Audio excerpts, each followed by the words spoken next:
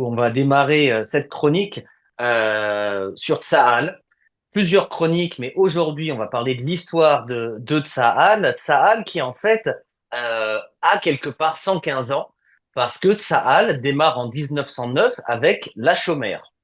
La Chomère, c'est le premier groupe de défense juive qui va naître en Israël. On est au début de la deuxième Aliyah, enfin dans la deuxième Aliyah, et se trouve la nécessité d'avoir un groupe pour défendre les premiers implantations, les débuts de ce qu'on va appeler ensuite les kibbutz et les moshav. Et on va avoir cette première organisation pendant une dizaine d'années qui va, notamment en Galilée, protéger ses habitations. Et oui, cher Jérôme, mais on le sait, toi et moi, qu'en histoire, les choses, c'est un grand historien qui disait quand vous voulez connaître l'histoire, il faut creuser. Alors, creuser, oui, effectivement, avec la Chomère, on en parlera de la Haganah, mais est-ce qu'il n'est pas temps aussi de remettre un petit peu quelques pendules à l'heure? C'est que finalement, cette idée de groupe d'autodéfense, elle a commencé bien avant cette histoire même du Yishuv, puisque déjà Jabotinsky, Zev Jabotinsky, qui avec Trompeldor vont organiser ces premières légions juives, ces groupes d'autodéfense juifs, au sein même au début de l'armée britannique, mais finalement, Jabotinsky a eu cette idée depuis Odessa où il est né, c'est-à-dire l'Ukraine d'aujourd'hui, mais qui à l'époque était russe. Il a eu cette idée de défendre les Juifs, que les Juifs se prennent en main parce que il y avait multiples pogroms. Donc, on est déjà dans une histoire qui ne commence pas ex nihilo, mais dont on peut puiser les ressources, les sources plutôt, pardon, mais dans l'histoire même de la population juive dispersée autour du monde et qui va avoir pour objectif, en tous les cas en ce qui concerne Jabotinsky et Trompeldor, qui lui aussi d'origine russe, de vouloir créer ces premiers groupes d'autodéfense juive pour venir servir effectivement, tu le disais toi-même, la Shomer. Alors, la chômère qui dure quelques années, c'est un embryon de groupe de défense. On parlerait même pas de groupe militaire. À son sommet, on parle d'une centaine de personnes. En 1920, on va décider de réorganiser tout ça et on va créer la Haganah, Haganah qui veut dire la défense, ce groupe dont beaucoup ont entendu parler et qui va, entre 1920 et 1946, être le noyau de la défense des communautés juives, de ce qu'on va appeler le Yishuv. Alors moi, ce qui va m'intéresser là-dedans, c'est que comme de la même façon, je parlais de Jabotinsky et qui avait eu cette idée de groupe d'autodéfense juive, d'ailleurs, c'est pas dans l'histoire, si on remonte, et toi qui marches sur chaque caillou du sol d'Israël, tu en sais quelque chose. La révolte de Bar Korba, par exemple, on était déjà dans la constitution de groupes de défense juifs, donc c'est pas une idée juste récente.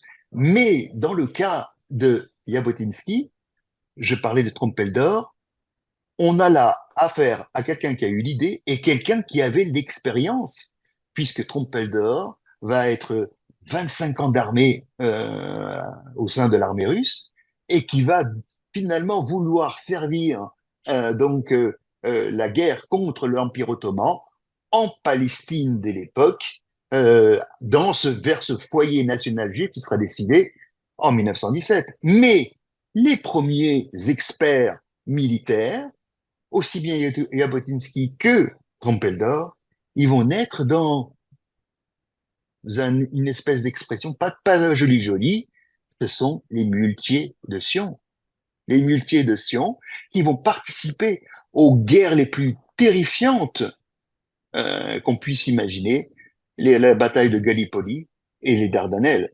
À Alors là, Gallipoli, on parle de bataille de la Première Guerre mondiale. absolument.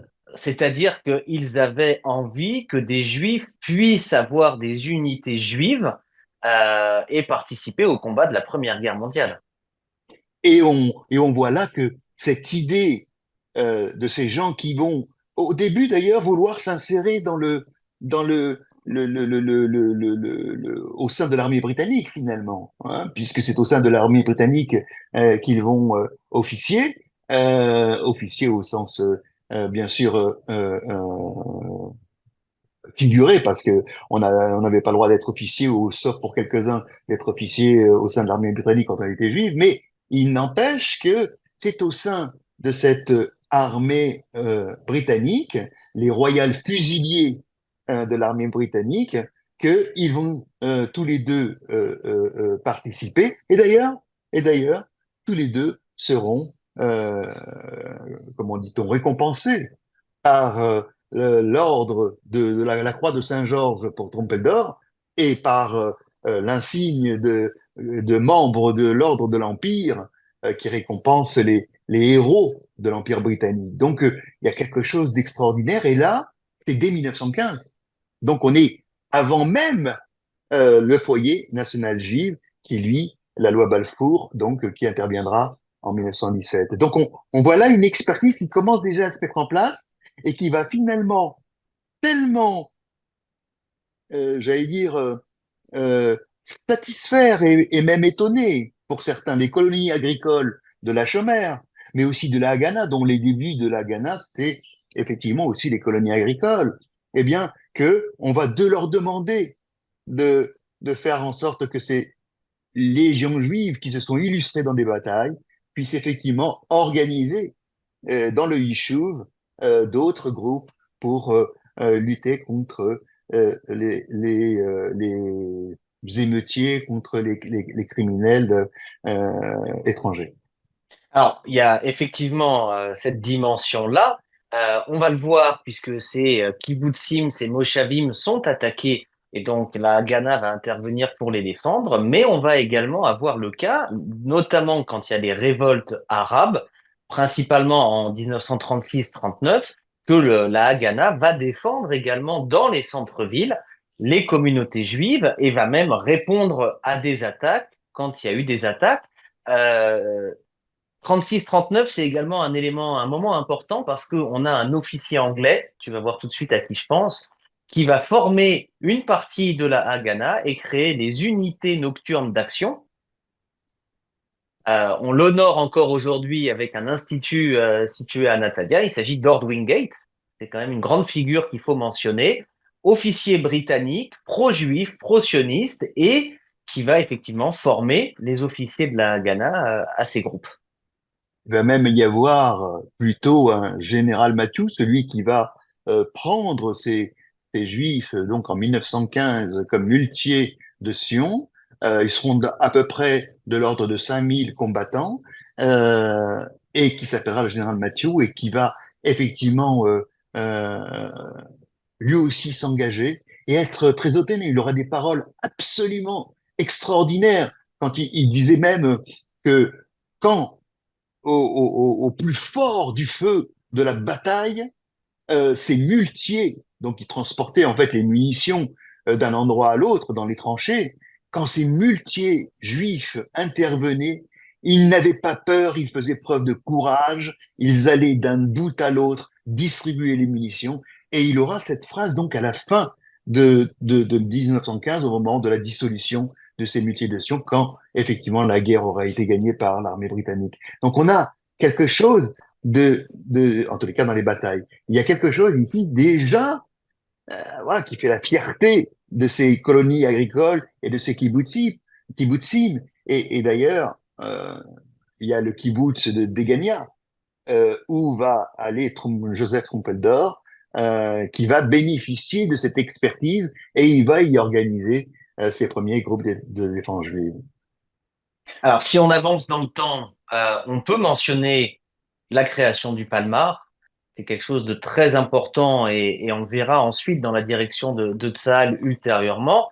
Le Palmar, c'est, on pourrait dire quoi, l'unité de choc, Oui. l'élite de la Haganah, qui va ensuite s'illustrer pendant la guerre d'indépendance.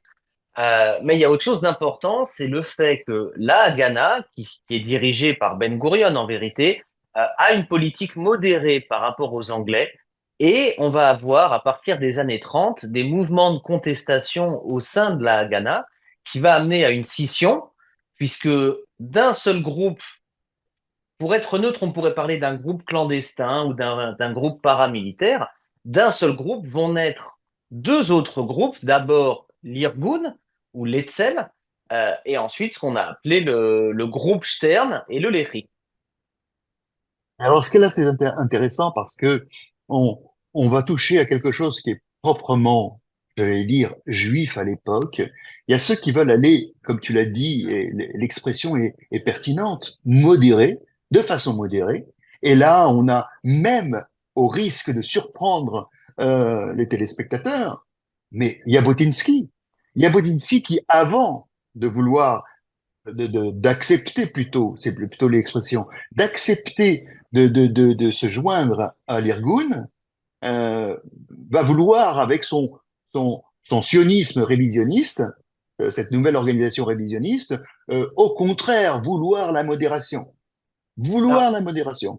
Avis, j'interviens parce que je pense que c'est important de préciser. On a beaucoup parlé de lui et c'est une figure. On entend ce nom, mais on n'a pas forcément une idée de son importance. Et même cette idée de sionisme révisionniste, je pense que c'est important qu'on creuse un peu ce point-là.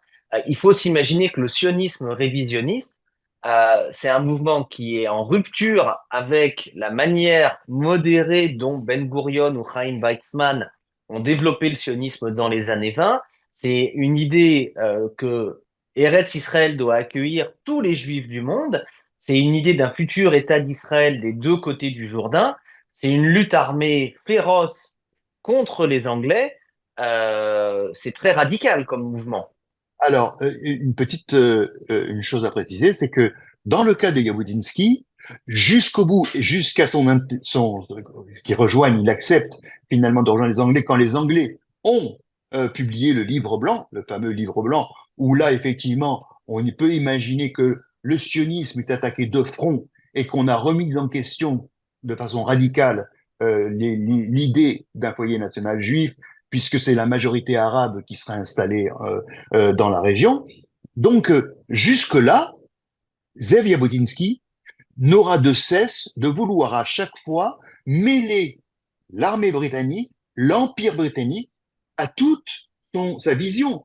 Mais effectivement, et tu as raison de le dire, du Jourdain à la mer, à la différence de Ben Gurion, qui voulait disons, avoir la main sur ce qu'il pouvait consolider. Mais dans le cas de Jabotinsky, il considérait, et il avait cette phrase où il disait, mais de toute façon, quoi qu'il arrive, quoi que nous fassions, il y aura une confrontation entre les sionistes et le monde arabe. Et il avait pour ça eu ce concept de muraille d'acier. Muraille d'acier, c'est-à-dire que effectivement, il va pousser cette muraille d'acier jusqu'au au sein des organisations d'autodéfense, qu'elles soient à l'étranger, encore en diaspora, avant d'arriver, ou déjà dans le Yishuv, avant l'État d'Israël, de s'entraîner à l'art militaire ou de participer, puisque Jabotinsky a participé pratiquement à toutes les grandes guerres qu'a menées depuis la Première Guerre mondiale jusqu'en tous les cas 1925, Jabotinsky, mais Trompeldor aussi, eh bien, ils vont effectivement être aux côtés tout le temps de l'armée britannique, et c'est pour ça d'ailleurs qu'ils seront récompensés par l'armée britannique. Donc on est dans un révisionnisme qui n'est pas au sens de vouloir reprendre le sionisme des grands conseils de Théodore Herzl, des grands congrès sionistes,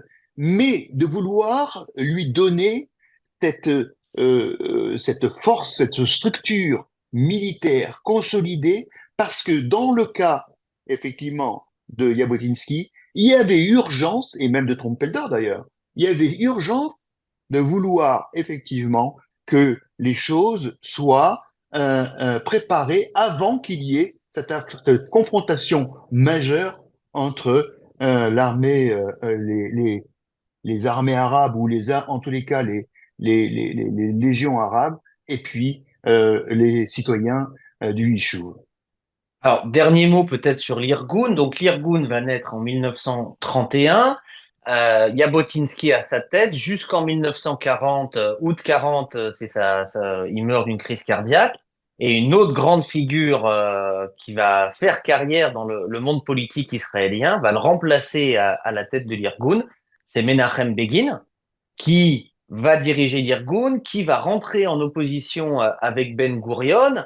Après l'indépendance et la guerre d'indépendance, qui va rester 30 ans dans l'opposition jusqu'à ce qu'il devienne Premier ministre à la fin des années 70. Encore une fois, il faut souligner le caractère radical de l'Irgun. C'est notamment eux qui sont responsables de l'attentat contre l'hôtel King David le 22 juillet 46. On est là dans ce moment de radicalisation parce que, et c'est là à Olam Amemdoubar, le monde en question, c'est que il faut comprendre que dès lors que l'idée d'un yishuv, d'une présence juive dans cette région du monde, eh bien, va faire naître, bien sûr, d'un nationalisme arabe, mais va faire naître aussi en même temps des, des affrontements entre les deux empires qui s'imposent à l'époque et le résiduel de celui qui a disparu, l'Empire ottoman, c'est bien évidemment l'Empire français et l'Empire britannique. Et quel meilleur exemple, puisqu'on parlait de kibbutz, encore revenir à celui qui a été l'un des fondateurs de ces groupes d'autodéfense qui finiront par devenir et le Palmar et plus tard avec la Haganah, l'Irgun et le Lehi, l'armée d'Israël, de parler de Trompeldor, voilà que il est tranquille dans un kibbutz. Alors son nom m'échappe, mais je suis sûr que tu sauras me le retrouver. Il est tranquille dans un kibbutz en Haute-Galilée, d'accord? Et voilà que du côté de Metula, etc. Il est tranquille dans ce kibbutz et voilà que les Français, On est à Kfar Giladi, je crois. exactement, merci. Voilà, Farg l'a dit. Euh, Voilà, vous voyez, chers téléspectateurs, l'idée d'un Il faut un duo. Il faut un duo. l'idée de la Olam Medouba s'impose avec cet échange comme cela. Oui, Farg, il a dit, et on va lui demander, alors qu'il est en train de prendre une, entre guillemets, une retraite méritée, après pratiquement 40 ans de guerre, on va lui demander, avec 8 hommes, d'aller combattre des invasions qui ont été en fait un peu téléguidées par la France, qui a cette partie du Liban, cette partie qu'elle contrôle et de la Syrie, et que les Anglais lui disputent, en tous les cas euh, y instillent un peu de pouvoir de nuisance. Eh bien, voilà que des Arabes vont attaquer ce Kfar Giladi, enfin, en tous les cas, la région. Et les Français revendiquant cette partie-là, bien évidemment, ils leur ont donné des armes à ceux qui allaient attaquer. Et voilà que notre trompette d'or, à l'âge qu'il a, s'en va combattre avec 8 hommes. C'est cette légion arabe où ils étaient plusieurs centaines. Et il va y mourir, lui ainsi que les 8 hommes. Et ces 8 hommes vont donner, avec trompelle d'or, ils vont donner deux choses. Ils vont donner d'abord la première chose, la ville de Kiryat Shmona, les 8 hommes, Bien et sûr. puis, et puis surtout, ils vont donner aussi cet hommage que rendra le Bétar que va créer ce mouvement très engagé, révisionniste, sioniste de Jabotinsky, euh, va donner cet acronyme Bétar, qui est en fait Trompelle d'or. C'est l'acronyme de Trompelle d'or. Vous voyez, ici, il y a la géopolitique qui s'affronte dans une espèce de sphère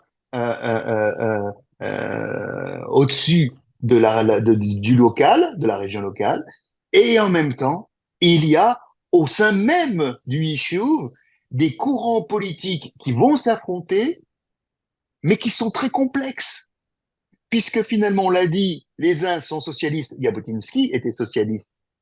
Jabotinsky, comme Trompeldor, qui d'ailleurs mort en socialiste, eh bien, en même temps, vont devoir combattre au début le Lehi et Avraham Stern, le groupe Stern, que les Anglais appelleront le gang Stern d'ailleurs.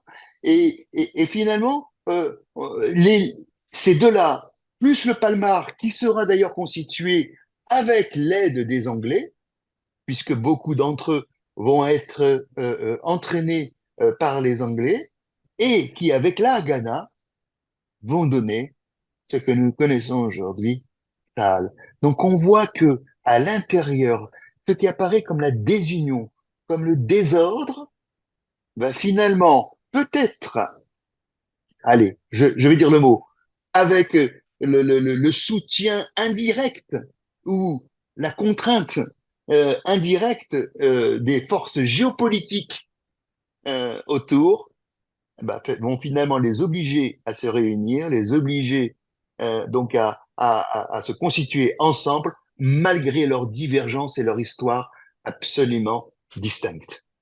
Alors, tout à fait juste, je pense que c'est important de préciser. Alors, c'est compliqué d'avoir des chiffres quand on parle de ces trois organisations. De manière très claire, l'organisation la plus nombreuse, la mieux équipée, la plus puissante, c'est la Haganah. On va dire que à son sommet, on peut parler de peut-être 40 000 à 50 000 actifs dans la Haganah. Pour donner un ordre d'idée, c'est 10 fois moins pour l'Irgun. On parle de 4 à 5 000 personnes et encore 10 fois moins pour le Léhi où c'est quelques centaines de personnes. Le fait est que l'ensemble du monde juif en Eretz Israël à cette époque est divisé et Ben Gurion va réussir 2 semaines après la déclaration d'indépendance à imposer la réunion de ces trois groupes avec cette idée que s'il y a plusieurs groupes armés, il n'y a pas un seul État. Si c'est un État, c'est une armée. Et c'est vrai que ce parallèle, puisque nous allons arriver à la constitution de Tsahal, c'est vrai que ce parallèle géopolitique est très intéressant quand on sait que Abdallah, celui qui sera à l'origine de la Transjordanie et de la Jordanie plus tard, mais qui sera assassiné, euh, son, son, son, son, son fils, mais aussi son petit-fils, Abdallah II, eh bien finalement, quoi? Ben, ils vont faire leurs études où? Dans l'Empire britannique. Et où fera son école militaire l'un de ceux qui vont devenir président de l'État d'Israël et dont aujourd'hui celui qui est notre président eh bien porte le même nom, Herzog. Il fera ses études militaires lui aussi en Grande-Bretagne. Sauf que en Jordanie, comme on est avec une géopolitique où on s'affronte déjà dans l'optique de vouloir effacer les empires, eh bien, en Jordanie, on a compris qu'il faudra faire ses études et militaires en Angleterre, après des études et aux États-Unis à Georgetown, et après retourner en Angleterre, et après militaire de nouveau aux États-Unis. Et on voit ici que finalement, cette région elle se subordonne à quelque chose dont les Ben Gourion, s'ils n'avaient pas eu cette intelligence, cette finesse, que de vouloir effectivement que tout le monde se rassemble pour être plus fort, eh bien, on aurait peut-être eu, avec ces courants distincts, autre chose que cette possibilité que d'arriver à l'indépendance d'Israël. Merci beaucoup, Avi. On se retrouve très vite pour la suite de notre série sur Tsahal. Je pense qu'on va parler de Tsahal pendant et après la guerre d'indépendance. Oh que oui! Et puis c'est un vrai plaisir parce que ça, n'oubliez pas, hein, ce sont les jeunes qui défendent l'État d'Israël. Et cette phrase qui nous dit que euh, les gardiens d'Israël ne dorment jamais, ils sont toujours donc. Eh bien, ça a commencé déjà dans le Yishuv, ça a déjà commencé même en diaspora, mais on le verra avec Tsahal, ça devient une force concrète, autonome et les premières unités d'élite, on pourra en parler. Elles vont commencer aussi dans ces périodes de d'émergence de cette nouvelle armée d'un nouveau pays, Israël. Jérôme, merci. À très bientôt. À très bientôt, Avi.